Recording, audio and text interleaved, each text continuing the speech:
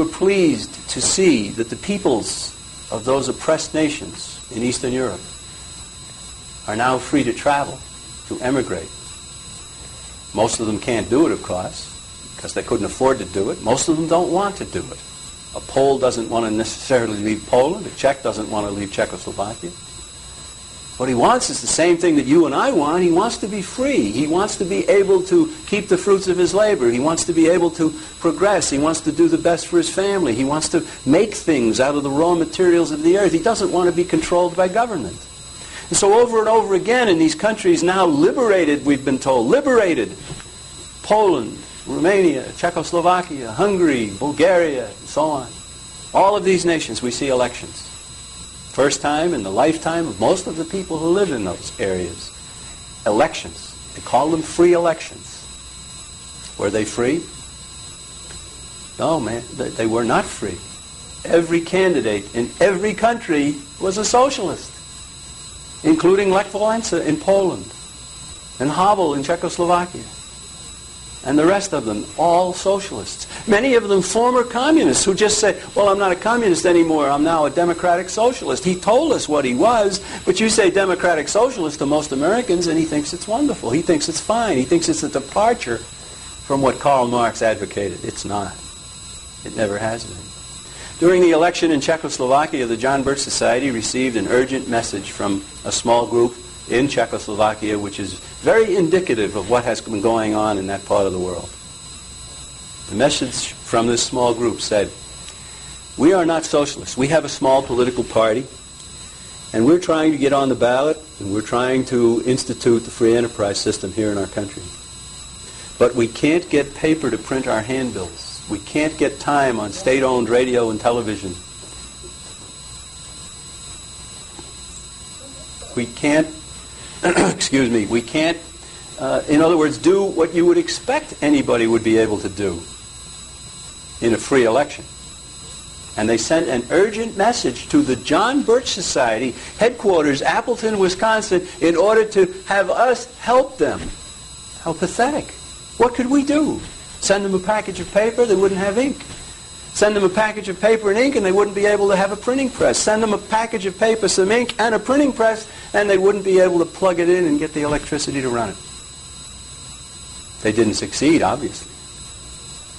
And our government, our media, our leaders in our country are telling us over and over again that here we have a new wave of freedom. Well, it's not.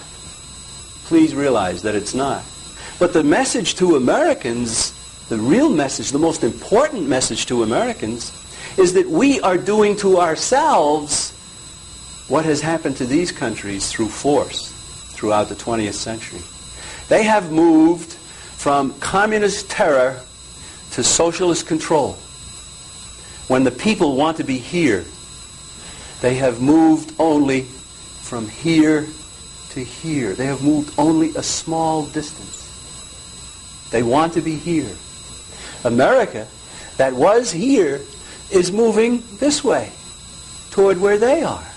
We are becoming more socialistic. We are abandoning our principles. We are circumventing, abrogating, overruling, and contravening the Constitution of the United States, building the power of government over every single one of us. We are allowing our leaders to do this. We are becoming very much like these other countries, and that's the goal of a conspiracy that has been operating throughout the world for the entire 20th century. A conspiracy that means to build socialism and world government over every single country and every single person on the planet. The term for their goal is New World Order. You've heard that from the President of the United States. I could show you, if we had time, that it has been uttered by people like Nelson Rockefeller. It has been uttered at the United Nations by Fidel Castro. It has been uttered by Mikhail Gorbachev prior to the time that Mr. Bush started uttering it. A New World Order is a phrase used for generations by people who want socialism and world government. Not communism necessarily. A communist is a socialist in a hurry. Socialism. Control, economic control. If you have socialism, you have economic control. If you have world government, you have political control. The two kinds of control that some individuals want over you and over me and over our country and over every single human being on the face of the earth. The John Birch Society says, don't let it happen.